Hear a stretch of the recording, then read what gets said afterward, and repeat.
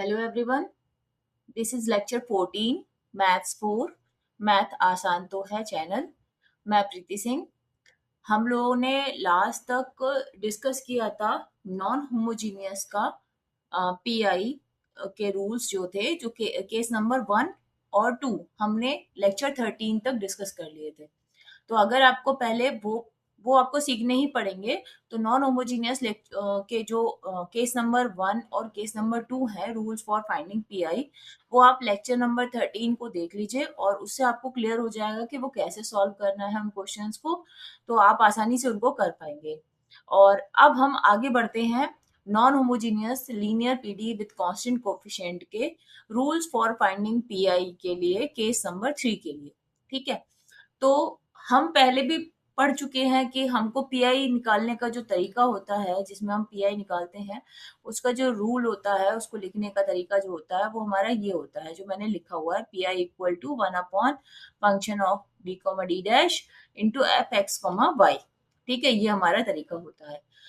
अब ये जो नीचे दिया होता है five D comma D dash, ये क्या होता है, जो भी हमारे पास इक्वेशन दी होती है वो एक साइड में डी और डी डैश के फॉर्म में दी होती है और दूसरी साइड में एफ एक्स कॉमा वाई के फॉर्म में दी होती है। ठीक है। तो जो राइट हैंड साइड का पार्ट होता है उसको हम सी एफ निकालने के लिए यूज करते हैं, और जो लेफ्ट हैंड साइड का पार्ट होता है उसको हम पीआई निकालने के लिए यूज करते हैं। तो जो सी एफ वाला पार्ट होता है, इसमें जेड भी लिखा होता है, तो जो सी एफ वाला पार्ट होता है उसमें सिर्फ डी और डी डैश का जो पॉलिनोमियल होता है उसको हम डिनोमिनेटर में लिखते हैं, और इनटू में वन के प्लेस पर नहीं लिखते हैं, वन के साइड में इनटू करके हम right hand left hand side का जो एफ एक्स कॉमा वाई होता है उसको लिख देते हैं। ठीक है। तो ये एक तरीका है पीआई लिखने का। आप वैसे लास्ट लेक्चर तक पढ़ते आए हैं, फिर भी मैंने एक बार यहाँ पर दोबारा आपको बताया है कि जो लोग शायद फर्स्ट टाइम इसी लेक्चर को देख रहे हो तो उनको पता हो कि पीआई इस तरह लिखा जाता है। ठीक है। तो अब हम आते हैं कि अगर ये जो हमारा एफ एक्स कॉमा वाई है, ये हमारे अलग अलग फंक्शंस होते हैं जिसके अकॉर्डिंग हमारे अलग अलग केसेस बनते हैं। हम पहले दो केसेस पढ़ चुके हैं, केस नंबर 1 और केस नंबर 2 हमने लेक्चर नंबर 13 में पढ़ा है। अब हम केस नंबर 3 पे आते हैं। केस नंबर 3 ये है कि जब ये F X comma Y X की पावर एन एम वाई की पावर एन के फॉर्म में हो। ठीक है, या फिर कोई एल्जेब्रिक एक्सप्रेशन हो जिसमें कि एम और एन जो होते हैं वो पॉजिटिव इंटीजर्स होंगे। ठीक है। तो फिर हम इसको पीआई के, जो हमारा ये सिंपल लिखने का तरीका होता है पीआई का, वो तो मैंने हाईलाइट कर दिया। अब हम क्या करेंगे, एफ एक्स कॉमा वाई के प्लेस पर जो हमारा गिवन फंक्शन होगा एक्स की पावर एम वाई की पावर एन, वो हम यहाँ पर प्लेस कर देंगे। ठीक। अब आप समझिएगा, इनको इसको इस तरीके के फॉर्म को सॉल्व करने के लिए हमको क्या करना होता है, इस तरीके के पीआई को सॉल्व करने के लिए हमको क्या करना होता है। तो हमको ये करना होता है कि हम जो ये ऊपर x की पावर y की पावर n है, इसको हम डायरेक्टली किसी भी तरीके से प्लेस करके नहीं निकाल सकते। तो हमको क्या करना होता है, जो नीचे डिनोमिनेटर में d और d डैश होता है, इनमें से हमको हाईएस्ट टर्म ऑफ d या फिर d डैश या फिर कांस्टेंट हमको कॉमन करना होता है, जिससे कि ये 1 प्लस समथिंग की फॉर्म बन जाए। ठीक है, 1 plus D dash upon D की बन सकती है, 1 प्लस डी डैश की बन सकती है, 1 माइनस डी डैश की बन सकती है, 1 प्लस डी की बन सकती है, 1 plus D upon D dash की बन सकती है, कुछ भी बन सकती है, बट 1 स्टार्टिंग में होना कंपलसरी है। ठीक है। तो हम इसको कुछ इस तरीके से कॉमन करते हैं कि हमारे पास ये जो फॉर्म बन जाती है वो ऊपर, मतलब फिर नीचे जो हमने कॉमन कर लिया, कॉमन हो गया, उसके बाद हम इसको ऊपर ले जाते हैं। ऊपर ले जाने के बाद ये ऊपर बन जाता है five D comma D dash का होल पावर -1 एक्स की पावर एन वाई की पावर एन। ठीक है, हम इसको ऊपर ले जाते हैं ताकि वो पावर में -1 बन जाए। ठीक है, और ये जो पावर में -1 बनता है इसको हम इवेल्युएट कर सकते हैं एक्सपेंड करके। ठीक है, तो हम यहाँ लिखेंगे which can be evaluated by expanding by expanding by expanding d comma 5d comma d dash to the whole power -1 in the ascending power of in the ascending power of या तो हमारी डी डैश अपॉन डी की power बनेगी, ये कब बनेगी, जब हमारे पास m ग्रेटर हो n से, मतलब x की पावर हमारी y की पावर से बड़ी हो, तो हमेशा हमको d का मतलब पावर, हाईएस्ट पावर कॉमन करना है। और दूसरा तरीका होता है, हम इसे d अपॉन डी डैश का फॉर्म भी बना सकते हैं। ये तब होगा जब हमारा y का पावर, मतलब कि हमारे पास m छोटा होगा n से, ठीक है, मतलब x का जो पावर होगा वो y की पावर से कम होगा। तो हमको y का मतलब d डैश का हाईएस्ट पावर कॉमन करना है। या फिर हम कॉमन कर सकते हैं d को, या फिर हम कॉमन कर सकते हैं d डैश को, as per the case, as per the case, हमारे केस मतलब जो हमारा फंक्शन दिया होगा उसके अकॉर्डिंग, ठीक है। तो हमारे पास ये इस तरीके का फॉर्म बन जाता है। तो अब हम इसको किससे एक्सपेंड करते हैं, हम इसे एक्सपेंड करते हैं, it can be obtained, it can be obtained by expanding phi d comma d dash to the whole power minus 1 by binomial expansion।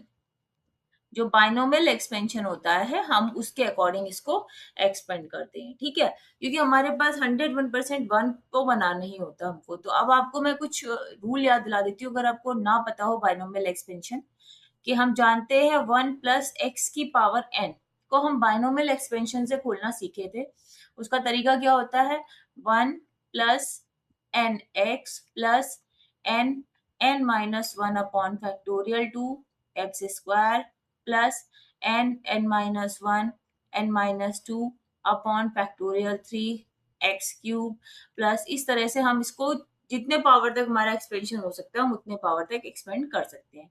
कुछ स्टैंडर्ड होता है कि हम लोग जैसे n की वैल्यू को 1 कर दें, -1 कर दें। तो आप देखिएगा, अगर हम 1 की वैल्यू को, सॉरी n की वैल्यू को -1 कर दें, अब इसका एक्सपेंशन क्या होता है, इसका होता है 1 - x, फिर plus x² minus x³ plus x⁴। इस तरीके से ये ऑल्टरनेट साइन चलते हैं, नेगेटिव पॉजिटिव। और इसी में एक होता है कि हमारे x के आगे भी अगर नेगेटिव साइन हो और पावर का भी नेगेटिव हो, तो हमारे ये सारे टर्म्स पॉजिटिव आते हैं, 1 + x² plus x³ plus x⁴ plus something, इस तरीके से बढ़ता है। अब आप ये मत सोचिएगा कि ये दोनों फॉर्मूले कहीं और से बने हैं। अब आप इनको चेक करना चाहते तो आप कर सकते हैं। आप इस जो मेन हमारा फॉर्मूला मैंने ऊपर लिखा है, ये वाला, इस फॉर्मूले में आपको क्या करना है, n की वैल्यू को -1 करना है। आप इसमें n की वैल्यू को -1 करके देख लीजिए कि आपके पास सेम यही सेकंड वाला एक्सपेंशन आ जाएगा। और अगर आप x के आगे भी माइनस का साइन लगा देते हैं और n को भी माइनस कर देते हैं, फिर आप एक्सपेंड करके देख लीजिए, तो आपको थर्ड वाला फॉर्मूला मिल जाएगा। तो मेन फॉर्मूला हमारे पास यही है, हमको इसी फॉर्मूले से ही सारे एक्सपेंशन मिलते हैं। हम चाहे तो पावर 2 करना चाहे तो n की जगह पर आप 2 कर लीजिए, तो भी आप इसको एक्सपेंड कर सकते हो। तो सिंपल आपको एक फॉर्मूला याद रखना है। आप सभी को ना भी याद कर पाए तो एक फॉर्मूला याद रखिए, बस आपको इसके अकॉर्डिंग एक्सपेंशन करना आता है, ठीक है। अब इसमें कुछ मेन बात आपको मैं बता देती हूँ, फिर भी दोबारा से याद दिलाने के लिए, कि आपको ये बात मैंने बताई थी कि अगर हमारे पास डी ऊपर लिखा हुआ है, मतलब मैंने नॉर्मली लिखा कि डी है और उसके आगे कोई भी मतलब फंक्शन लिखा हुआ है, तो इसका मतलब होता है यहाँ पे क्या होगा, partially differentiate with respect to X. मतलब यहाँ जो भी फंक्शन होगा उसमें एक्स होगा, तो ये पूरा फंक्शन जो होगा पार्शियली डिफरेंशिएट होगा एक्स के रिस्पेक्ट में। अगर डी डैश ऊपर लिखा हुआ है तो इसका मतलब होगा कि partially differentiate with respect to Y, ठीक है। मतलब अगर डी ऊपर है तो डिफरेंशिएशन है, डी डैश ऊपर है तो डिफरेंशिएशन है, बस विद रिस्पेक्ट टू आपका चेंज हो रहा है, ठीक है।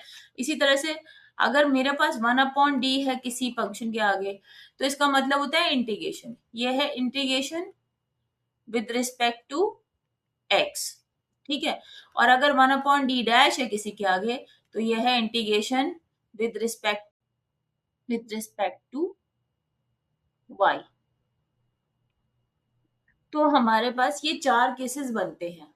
जब हम ये इस टाइप का एक्सपेंशन करते हैं तो इनमें से हमारे पास 4 केसेस बनते हैं। तो आपको ये ध्यान रखना है कि अगर मेरे पास डी ऊपर है तो उसका क्या मतलब है, अगर हमारे पास डी डैश ऊपर है तो क्या मतलब है, अगर हमारे पास डी बाहर 1 अपॉन में है तो क्या है मतलब उसका, और 1 अपॉन में डी डैश है तो क्या है उसका मतलब, ये हमें पता होना चाहिए क्योंकि हम इसी के अकॉर्डिंग आगे का काम करते हैं। हमारा एक्सपेंशन जो होता है उसके बाद का हमारा इसी पे बेस्ड होता है। ठीक है, तो अब मेरे अकॉर्डिंग तो आपको ये समझ में आया होगा कि केस नंबर 3 में हमको क्या करना होता है। हमारे पास अगर x की पावर m y की पावर n का फॉर्म है तो हमको उसको बाइनोमियल एक्सपेंशन बनाने के लिए 1 प्लस एक्स की पावर n का फॉर्म में कन्वर्ट करना होता है और उसके बाद हम उसको आगे एक्सपेंड करके सॉल्व करते हैं। ठीक है, तो हम इसके लिए एक प्रॉब्लम लेते हैं तो आपको थोड़ा ज्यादा क्लियर होगा। जैसे हम पहले एक क्वेश्चन उठाते हैं, सिंपल एक आप करके देखिए। अगर इसमें कोई एक्सपेंशन बड़ा भी है तो उसमें कोई परेशान होने की बात नहीं है।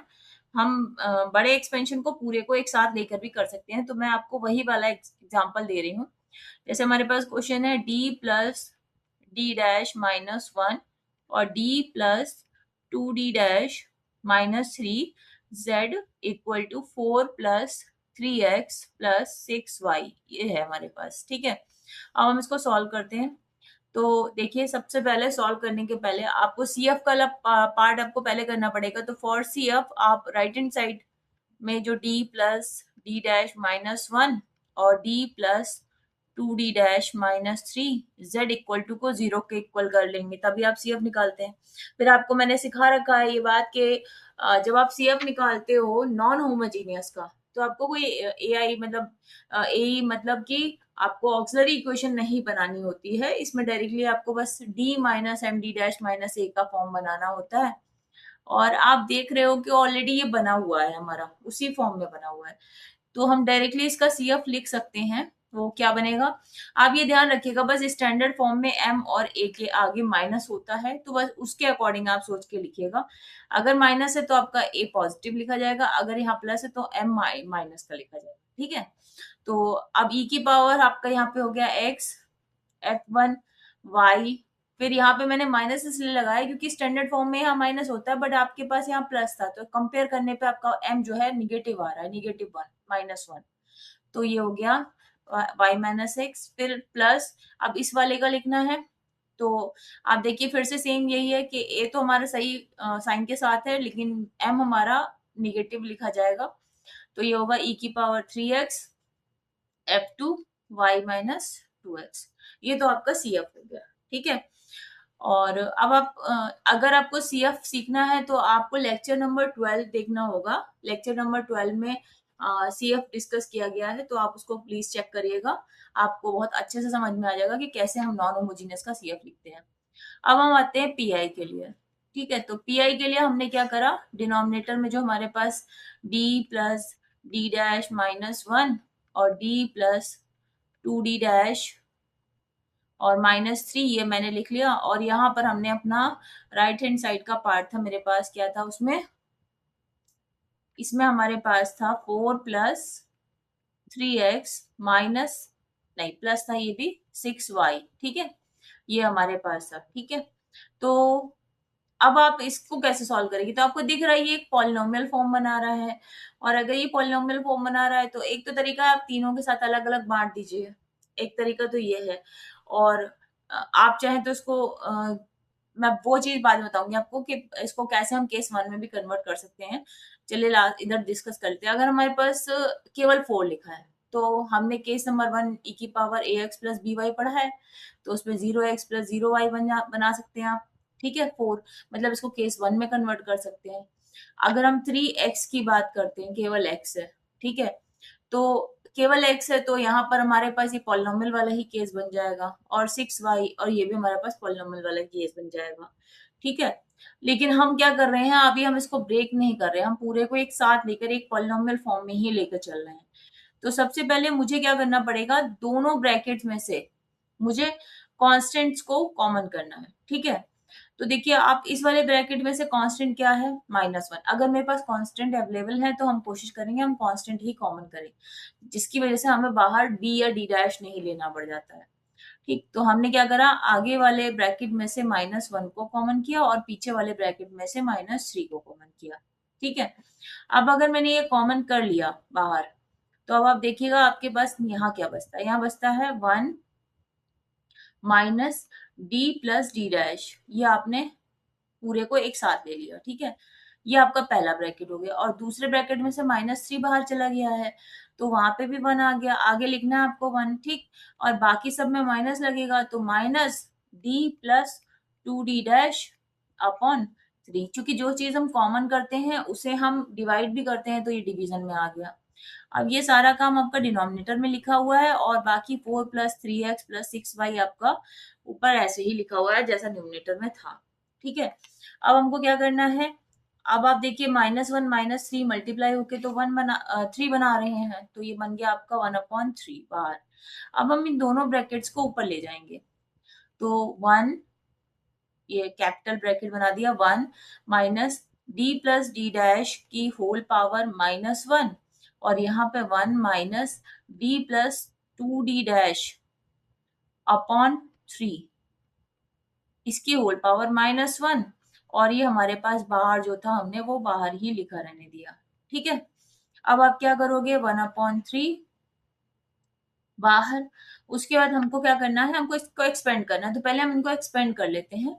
तो आप देखिए पहले ब्रैकेट को अगर मैं एक्सपेंड करूं तो बनेगा 1 प्लस डी डैश।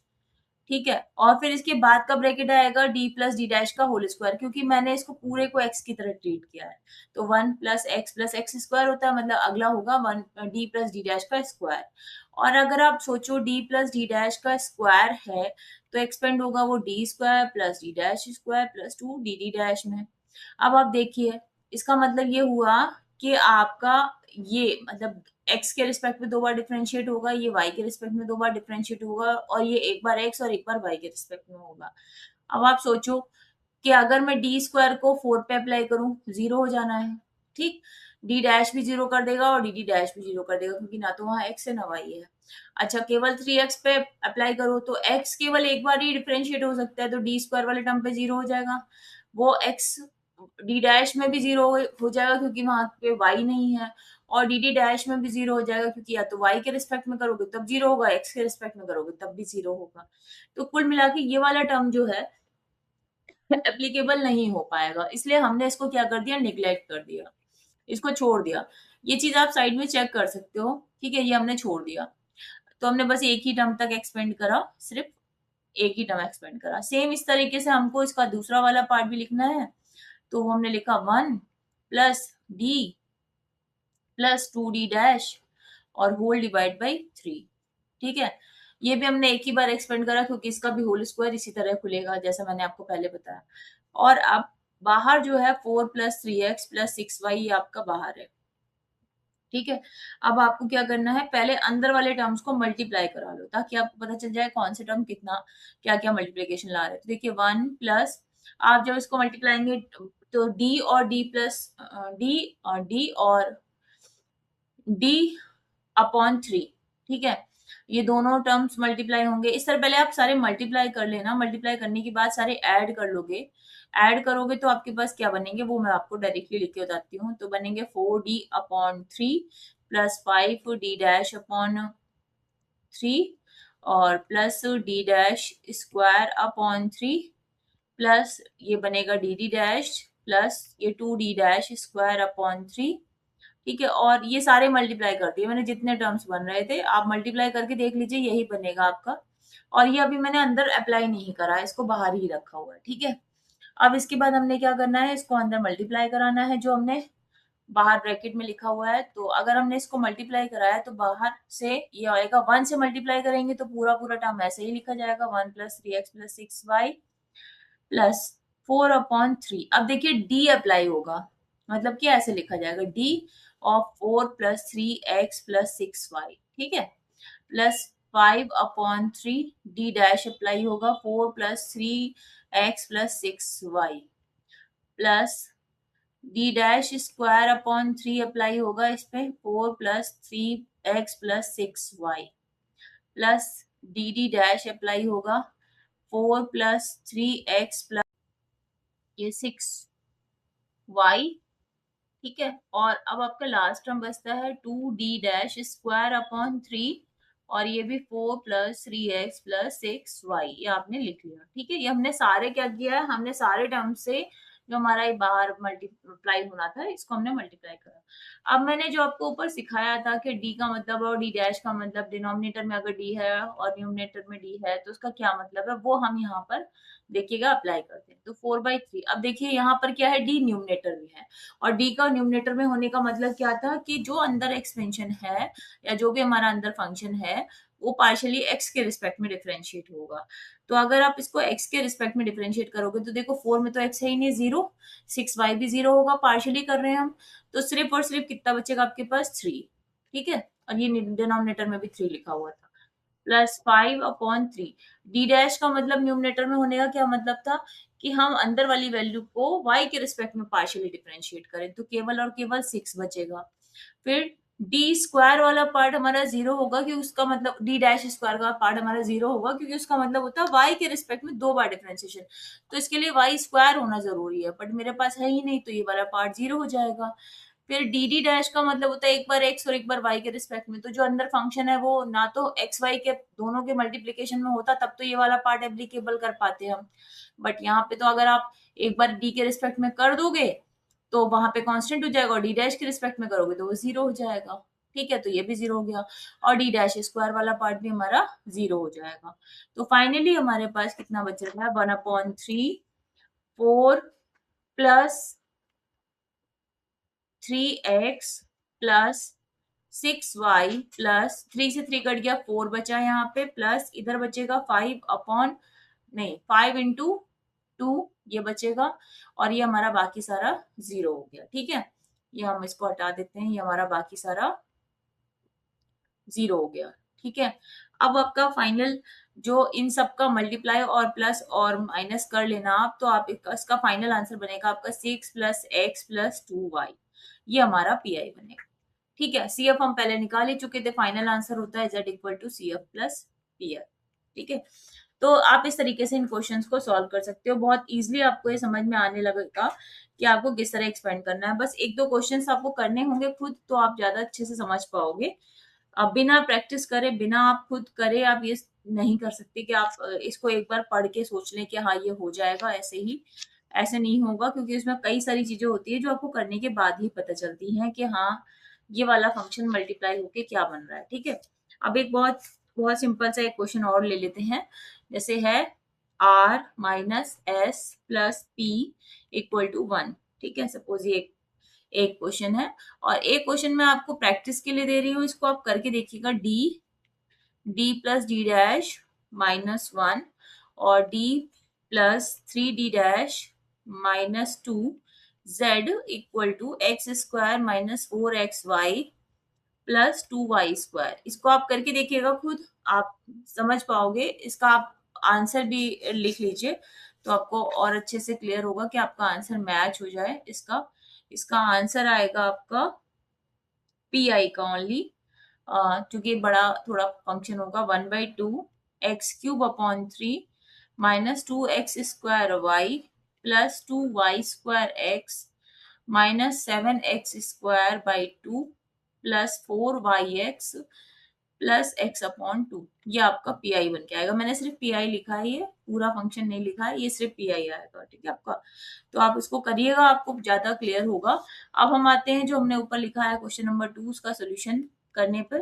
तो सोल्यूशन के लिए सबसे पहले आप इनको इनके ओरिजिनल फॉर्म में लिखेंगे, तो ये आर का मतलब होता है हमारा एक्स के रिस्पेक्ट में 2 बार डिफरेंशिएशन, मतलब ये डी स्क्वायर बनेगा। एस का मतलब वाई और एक्स दोनों के रिस्पेक्ट में, तो ये डी डी डैश बनेगा। और पी का मतलब होता है एक्स के रिस्पेक्ट में एक बार डिफरेंशिएशन, तो वो डी बनेगा, z इक्वल टू 1। ठीक है, आप इसका सी एफ लिखने के लिए क्या करेंगे, राइट हैंड साइड को लिखेंगे और लेफ्ट हैंड साइड के इक्वल में 0 कर देंगे। ठीक है, अब इसके बाद आपने इसमें से देखिए सब में से d कॉमन हो रहा है, तो आपने d कॉमन कर लिया, तो d minus D dash plus 1 बन गया अंदर, और z इक्वल टू 0। अब ये तो आप लिख सकते हैं d, पहले वाले d को d minus 0 d dash minus 0, इसको भी इसी स्टैंडर्ड फॉर्म में बना दिया, और ये तो बना ही हुआ है स्टैंडर्ड फॉर्म में। बस आपका डायरेक्टली CF लिख जाएगा। तो आपका CF क्या बनेगा इसका? इसका CF बनेगा आपका F1y ओनली, क्योंकि e की पावर वाला पार्ट है नहीं और M1x वाला पार्ट भी नहीं है। प्लस इसका बनेगा e की पावर माइनस एक्स, मैंने माइनस इसलिए लगाया क्योंकि स्टैंडर्ड फॉर्म में यहाँ पर निगेटिव होता है। ठीक है, F2y माइनस, सॉरी यहाँ y प्लस एक्स होगा यहाँ पे, क्योंकि हमारा स्टैंडर्ड फॉर्म में निगेटिव ही होता है। तो ये हमारा CF हो गया। अब हम आते हैं PI के पार्ट पे। तो PI करने के लिए 1/, आपने ये पूरा फंक्शन लिखा जो हमारा था d minus D dash plus 1, और इसके बाद आपने फंक्शन लिखा यहाँ पे 1। ठीक है, अब 1 जो है आप इसको e की पावर 0x प्लस 0y से भी कर सकते थे, मतलब केस नंबर 1 से भी कर सकते थे, बट हम इसको पॉलिनॉमियल फॉर्म से करना चाहें तो कैसे बनेगा? तो सबसे पहले तो आपको कॉमन करना होता है। तो कॉमन करना हमको इसलिए होता है क्योंकि हम 1 बना सके। तो देखिए यहाँ पर 1 ऑलरेडी है मेरे पास, तो बस हम क्या करें, 1/d तो बाहर है ही, इस पूरे 1 वाले पार्ट के साथ में इसको 1 को आगे लिख दें और बाकी पूरे पार्ट को पीछे लिख दें x के फॉर्म में बनाकर, और इसको हम ऊपर ले जाएं और पावर कर दें -1 इंटू 1। ठीक है, अब आप इसको जब एक्सपेंड करेंगे तो इसको एक ही बार एक्सपेंड करना है क्योंकि कांस्टेंट है मेरे पास में, तो ये बनेगा 1 माइनस डी, और ये हो जाएगा प्लस डी डैश। ठीक है, इंटू 1। अब आप मल्टीप्लाई कराएंगे इसको अंदर, तो 1/d, 1 तो 1 से मल्टीप्लाई होगा, डी वाला पार्ट भी 0 होगा, डी डैश वाला पार्ट भी 0 होगा। क्यों ऐसा होगा? क्योंकि आप ना तो एक 1 को x के रिस्पेक्ट में पार्शियल डिफरेंशिएट कर सकते हैं ना y के रिस्पेक्ट में। तो फाइनली बना 1/d इंटू 1, और 1/d का मतलब होता है x के रिस्पेक्ट में एक बार इंटीग्रेशन। तो आप 1 का इंटीग्रेशन करेंगे तो आपका आएगा x, तो इसका PI बन के आएगा मेरे पास x। ठीक है, अब आप फाइनल आंसर में z equal to CF plus PI करके लिख सकते हो। तो आप इस तरीके से कोई सा भी पॉलिनॉमियल हो, कभी कभी हमारे पास क्वेश्चंस एक साथ दो के एडिशन फॉर्म में भी लिखा होता है। जैसे एक क्वेश्चन आपको मैं एक और दे रही हूँ, जैसे d माइनस डी डैश -1 और d minus D dash -2, z equal to e की पावर 2x माइनस वाई और प्लस x। अब आप देखिए ये वाला पार्ट आपका केस नंबर 1 से होगा और ये वाला पार्ट आपका केस नंबर 3 से होगा। तो कभी कभी कॉम्बिनेशन फॉर्म में भी आ जाता है, तो आपको करना क्या होगा इसका PI निकालते वक्त में, इसको दो पार्ट में लिखेंगे, 1/d माइनस डी डैश -1 और d माइनस डी डैश -2। एक पार्ट आप इसके साथ कर लीजिए 2x माइनस वाई के साथ, और इसी तरह से d माइनस डी डैश -1 और d माइनस डी डैश -2 एक पार्ट आप इसके साथ कर लीजिए। अब इसको आप P1 लिख दीजिए और इसको आप P2 लिख दीजिए। आप अलग अलग P1 P2 अलग अलग केसेस की तरह सॉल्व करिए और यहाँ लाकर इक्वेशन नंबर 1 में ऐड करके लिख दीजिए। तो आप इस तरह से भी आपको क्वेश्चंस मिलते हैं जो आप कर सकते हैं। तो अब हम आगे बढ़ते हैं। केस नंबर 3 के बाद में हमारे पास आता है केस नंबर 4।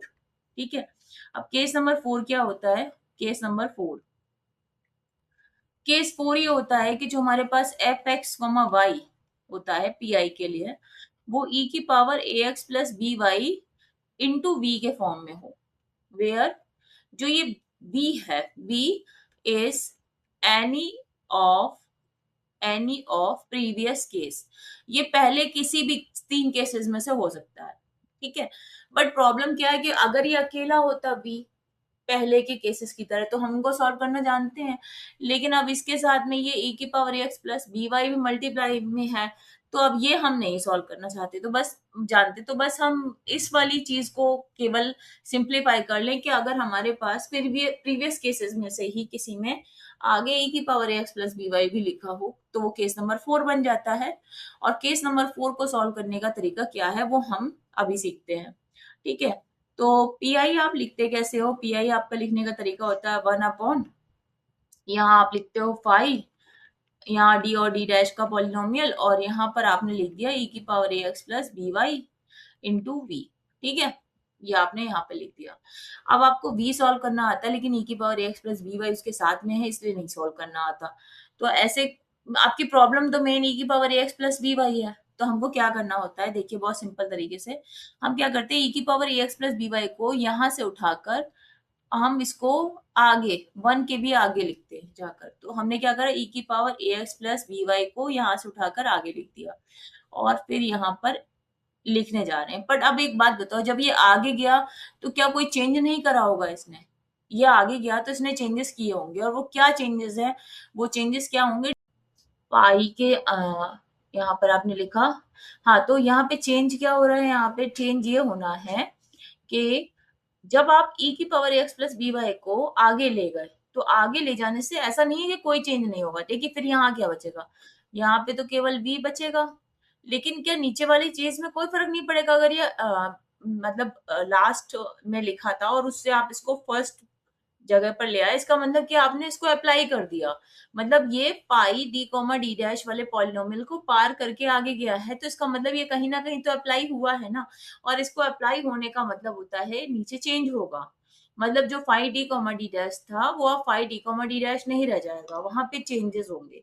और क्या चेंजेस होंगे वो देखिए, जो डी लिखा होगा नीचे जहाँ पे five D comma D dash था, या आप ऐसे समझिए डी को डी प्लस ए से रिप्लेस करना है और डी डैश को डी डैश प्लस बी से रिप्लेस करना है।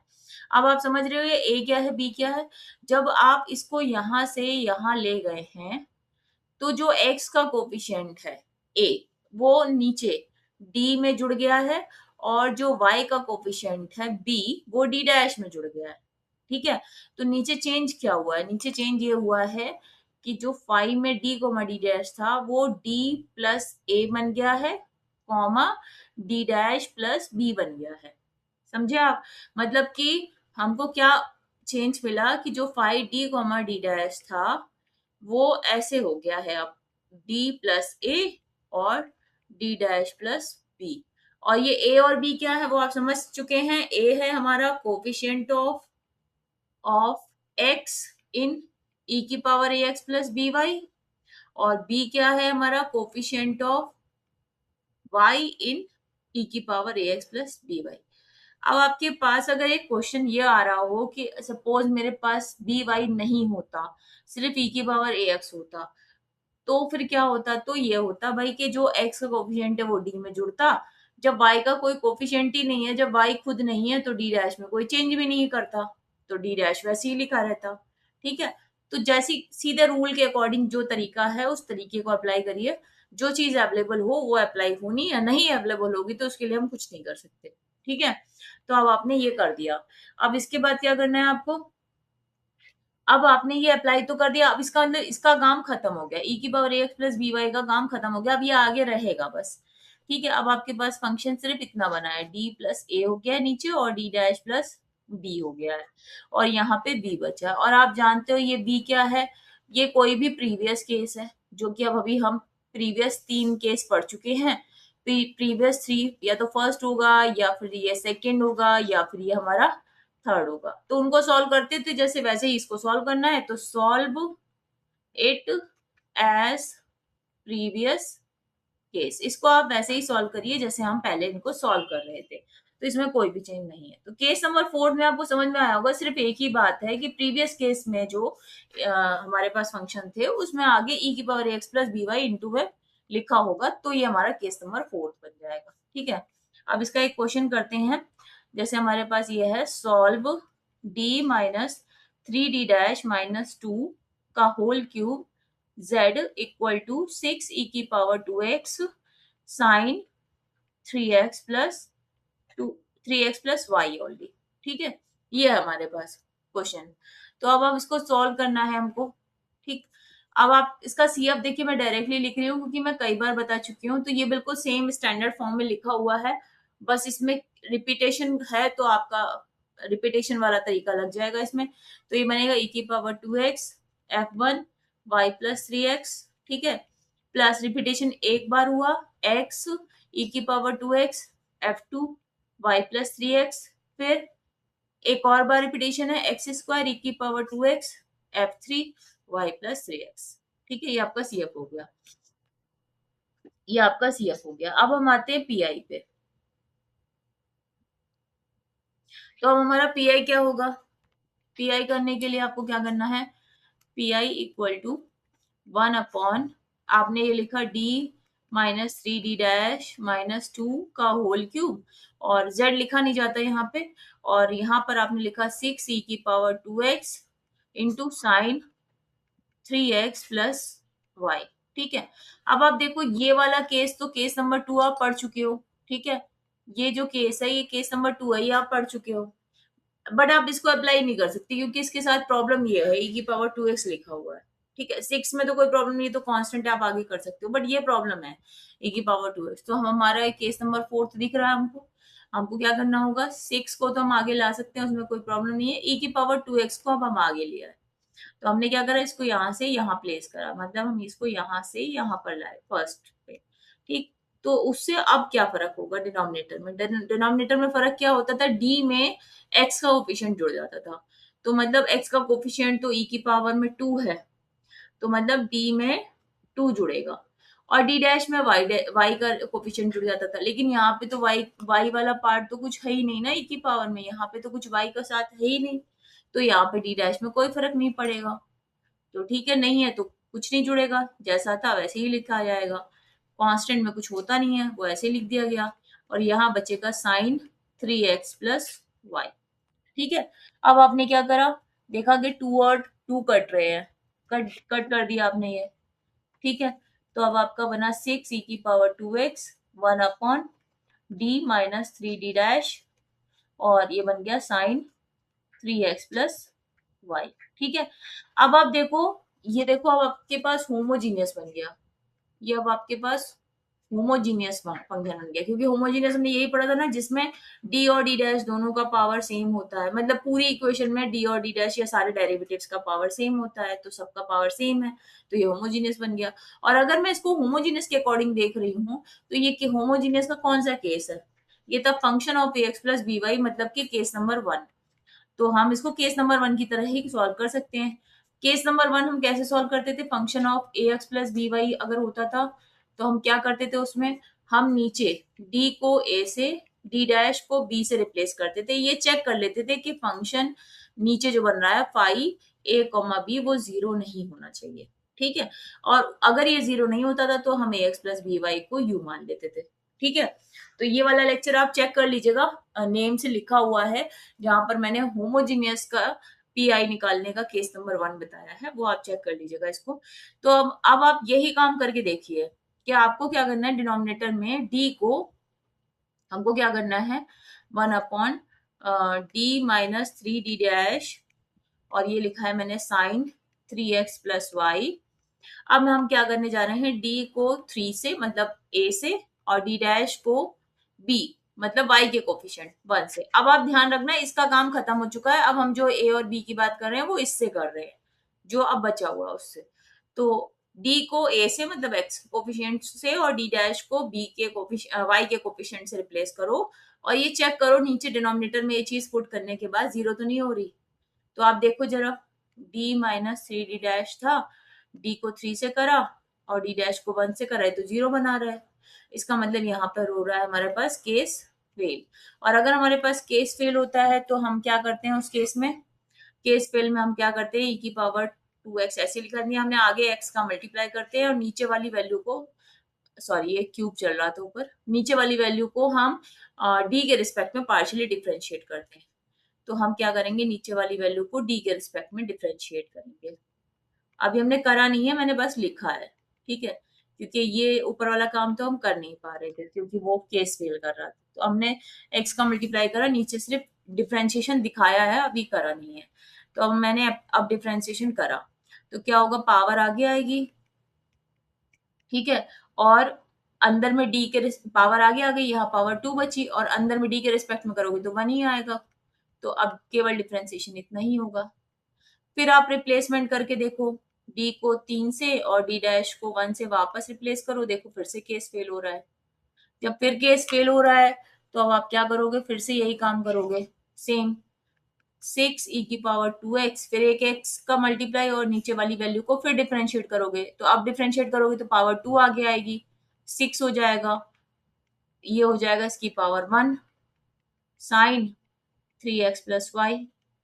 अब आप फिर से रिप्लेस करो डी को 3 से और डी डैश को 1 से, देखो फिर केस फेल हो रहा है, फिर केस फेल हो रहा है तो फिर से हम वही वाला केस फेल वाला रूल अप्लाई कर देंगे। तो ये क्या बनेगा, ये बनेगा 6 e⁻²x और यहाँ बनेगा x³ 1 फिर डिफ्रेंशिएट करोगे तो अब तो सिर्फ 6 बनेगा क्योंकि d का डिफ्रेंशिएशन 1 और ये 0 हो जाएगा। और ये साइन 3x+y। अब जब d बचा ही नहीं तो हमारा केस खत्म, बनेगा 6 2x और ये बन गया x³/6 और ये बन गया साइन 3x+y। ठीक है, अब आप देखो इन दोनों को कट कर दिया हमने। तो जब हमारे पास डी खत्म हो जाता है तो आगे तो हमारे पास कुछ करने को रह ही नहीं जाता क्योंकि सारा प्रॉब्लम डी का था, डी हटाना ही हमारा काम था। तो पी आई बन गया हमारे पास x³ साइन 3x+y। अब आप फाइनल आंसर लिखोगे तो z=cf+pi करके ऐड करके लिख दीजिएगा। ये आपका पीआई बन गया। तो ठीक है, अब आप समझ पा रहे होंगे कि जब हमारे पास केस नंबर 4 होता है तो उसमें बस एक ही प्रॉब्लम है कि जो लास्ट हमने 3 केसेस पढ़े हैं उसके आगे हमारे पास e⁻ax+by भी होता है। ठीक है, अब हम क्या करेंगे, एक और क्वेश्चन डिस्कस करते हैं। क्वेश्चन नंबर 2 है, ये हमारे पास d-3d-2 स्क्वायर z=2e⁻2x 10y+3x। अब आप सबसे पहले पीआई को देखकर परेशान मत होइएगा कि ये वाई में 10 सॉरी ये पीआई में 10 कैसे आ गया, 10 तो हमने कोई रूल नहीं पढ़ा। तो बस आप अपने तरीके को समझिए, अपने रूल्स को समझिए और उनके अकॉर्डिंग काम करते जाइए, आपकी सारी प्रॉब्लम उसके अकॉर्डिंग ही सॉल्व होती रहेंगी। तो पहले तो मैं सी एफ लिख देती हूँ डायरेक्टली क्योंकि यहाँ पे भी रिपीटेशन केस है और बिल्कुल स्टैंडर्ड फॉर्म में ही लिखा हुआ है। तो सी एफ इसका बनेगा e⁻2x f1 y+3x और एक बार repetition x e⁻2x f2 y+3x। ये आपका सी एफ हो गया। अब आते हैं पीआई की बात पे। तो पीआई के लिए आपने क्या करा, डिनोमिनेटर में आपने लिख दिया 3d-d'-2 का होल स्क्वायर और ये रहा 2e⁻2x और 10 और ये रहा y+3x। ठीक है, अब आप देखो आपको y+3x नहीं पता, लेकिन आप ये भी जानते हो कि आप इससे पहले कोई ऐसा केस नहीं पढ़े हो जिसमें कि किसी फंक्शन के साथ e की पावर मल्टीप्लाई में हो। वो सिर्फ आप केस नंबर 4 में ही पढ़े हो, नॉन होमोजीनियस में। तो इसको बिल्कुल उसी तरह से सोचिए, e की पावर ax इंटू वी के फॉर्म में लिखा है। तो सबसे पहले इस प्रॉब्लम को सॉल्व करिए, इसको आप यहाँ से आगे पहुंचाइए। तो जब आप इसको आगे पहुंचाएंगे e⁻2x को, तो नीचे क्या चेंज बताया था मैंने, डी में x का कोफिशिएंट जुड़ेगा और डी डैश में y का कोफिशिएंट। और किस में से लेना है ये कोफिशिएंट, जो आप आगे पहुंचा रहे हो उसमें से। ठीक है, तो देखिए यहाँ पे तो सिर्फ x का ही कोफिशिएंट है, y का तो है ही नहीं। तो मतलब डी डैश में कोई चेंज नहीं होगा, सिर्फ डी में चेंज होगा। क्या चेंज होगा, डी में 2 जुड़ जाएगा और डी डैश में कोई चेंज नहीं होगा। और यहाँ केवल10y+3x बचेगा। ठीक, हमने रूल के अकॉर्डिंग काम किया, ये 2 और 2 कैंसिल हो गए। ठीक है, अब 2 और 2 कैंसिल होने के बाद अब आपके पास नीचे क्या बना, देखिए ये बनेगा आपके पास 2e⁻2x और ये बनेगा 1/d-3d' का होल स्क्वायर 10y+3x। अब आप देख रहे हो again d-3d' is a homogeneous function. अब ये होमोजीनियस बन गया, होमोजीनियस बन गया तो हम होमोजीनियस का रूल लगाते हैं। होमोजीनियस में ये रूल था, ये function of ax plus B Y है, function of ax plus B Y का रूल है ये। और आपको याद होगा जैसा हमने इससे पहले वाले क्वेश्चन में किया है कि हम क्या करते हैं इस रूल में कि d को x के कोफिशिएंट से, x का कोफिशिएंट आपको क्या दिख रहा है यहाँ पे, अब इसकी बात करेंगे, अब हम आगे वाले की बात नहीं करेंगे। यहाँ पे देखिए आपको x का कोफिशिएंट क्या दिख रहा है, x का कोफिशिएंट 3 है तो d रिप्लेस होगा 3 से और d डैश रिप्लेस होगा y के कोफिशिएंट 1 से। ठीक है, और आप जरा यहाँ रिप्लेस करके देखिए, वही सेम फंक्शन है। तो यहाँ पे अगेन केस फेल हो रहा है, और अगर केस फेल हो रहा है तो आपको क्या करना पड़ेगा, आपको आगे मल्टीप्लाई करना पड़ेगा एक x का और नीचे वाली वैल्यू को d के रिस्पेक्ट में पार्शियल डिफरेंशिएट करना पड़ेगा। तो ये एक पावर आगे आ गई, इसमें से एक पावर लेस हो गई। अब 10y+3x, फिर वही रूल लगाइए आप, d को x के कोफिशिएंट से और d डैश को y के कोफिशिएंट से रिप्लेस करिए। तो अब आप देखिए फिर से रिप्लेस करके देखिए, फिर केस फेल हो रहा है, ये फिर केस फेल हो रहा है।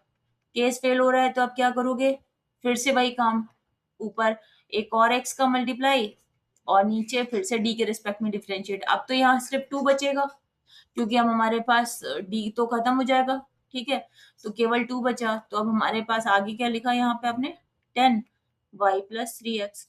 अब जब d खत्म हो गया तो आगे का काम भी खत्म हो गया, तो यहाँ पे आपने 2 से 2 को कैंसिल किया, फाइनली बना x² e⁻²x 10y+3x। बस यही इसका पीआई बन गया। फाइनल आंसर में आप z=cf+pi करके इसको ऐड करके लिख दीजिए। तो यहाँ हमारे नॉन होमोजीनियस के बाकी के 2 केस खत्म होते हैं, केस नंबर 3 और केस नंबर 4। अब यहाँ के बाद ये होमोजीनियस और नॉन होमोजीनियस का सारा काम खत्म हो जाता है। मतलब हमने जितना भी पढ़ा था वो सारा काम यहाँ पे अ, आगे कंटिन्यू नहीं होता है, बस यहीं पर खत्म होता है। मतलब हमने होमोजीनियस होमोजीनियस के हमने सीएफ के सिर्फ 2 ही केस पढ़े थे, एक रिपीटेड वाला और एक नॉट रिपीटेड वाला। एक नॉट रिपीटेड था और एक रिपीटेड था, ठीक है। और आपने ये पीआई के यहाँ पर टोटल 3 केसेस पढ़े थे। पीआई के टोटल 3 केस पढ़े थे यहाँ पे। एक function of ax plus B Y था, फिर एक x की पावर m y की पावर n था, और एक आपका लास्ट जो था जब आपके फर्स्ट 2 केसेस में से ना हो, जिसको आप जनरल मेथड कहते थे, वो लगता था। अब नॉन होमोजीनियस की बात करा हमने। नॉन होमोजीनियस में सीएफ के 3 केसेस थे, जिसमें कि एक तो हमारे पास d minus M D dash minus a का फॉर्म बने, एक इसी में इसका रिपीटेड फॉर्म बने, और एक जब नॉट फैक्टराइज हो जाए, ये फैक्टर ही ना बने d minus M D dash minus के ए के फॉर्म में। और नॉन होमोजीनियस के पीआई के आपके टोटल 4 केसेस थे। 4 में पहला केस था e की power ax plus B y, दूसरा केस था आपके पास sine ax plus B y या फिर cos ax plus B y, ठीक है। और इसके बाद तीसरा केस आपको मैंने यहाँ पढ़ाया x की पावर m y की पावर n, और चौथा केस आपने पढ़ा e की power ax plus B Y के साथ में b, मतलब पहले 3 केसेस में से। मतलब हमने ये जितना काम पढ़ना था ये हमारे सारे होमोजीनियस और नॉन होमोजीनियस ये linear PDE with constant coefficient वाले केसेस में था। वो कुछ होमोजीनियस का पार्ट और कुछ नॉन होमोजीनियस का पार्ट यहाँ पे हमारा ये क्लोज होता है। अब आगे हमारे पास जो पार्ट है वो है equation reducible to linear PDE with constant coefficient. ये वाला पार्ट हम लोग लेक्चर जो हमारा लेक्चर 15 है यहाँ पर डिस्कस करेंगे, और लेक्चर 15 इस यूनिट का लास्ट लेक्चर होगा। यहाँ पर ये प्लेलिस्ट खत्म हो जाएगी, तो आपको जब ये यूनिट पूरी पढ़नी हो तो लेक्चर 1 to 15 आपको 1 by 1 पढ़ना है और साथ के साथ उसके क्वेश्चंस को सॉल्व करना है। अगर मेरी वीडियो आपके लिए यूजफुल है, आप पढ़ पा रहे हो, आप इससे समझ पा रहे हो, आप इससे क्वेश्चंस को सॉल्व कर पा रहे हो, तो प्लीज इसको लाइक करिएगा, क्योंकि इसको बनाने में बहुत समय जाता है, बहुत मेहनत होती है। तो आपको सिर्फ एक लाइक करना होता है, और सब्सक्राइब करिए ताकि आप आगे भी जो मैं प्लेलिस्ट बनाऊं आगे की यूनिट्स के, वो आपको नोटिफिकेशन में मिलते रहें।